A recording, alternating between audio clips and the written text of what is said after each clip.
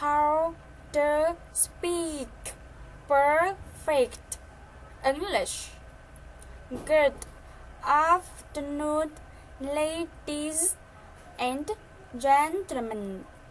Please don't think that learning English is too difficult.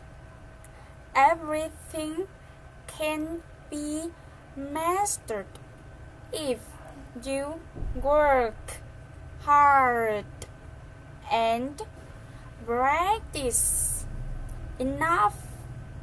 You can speak wonderful English and have perfect pronunciation if you just remember that learning a foreign language takes time.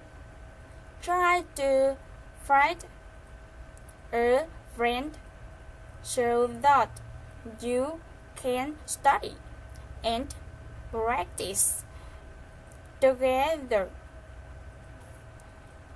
Don't bother worrying about your mistakes. Use tips with charming voice and pronunciation. Always follow along and repeat after the speaker on the tape. It's important to make English learning a part of your daily routine. You should take English as your food.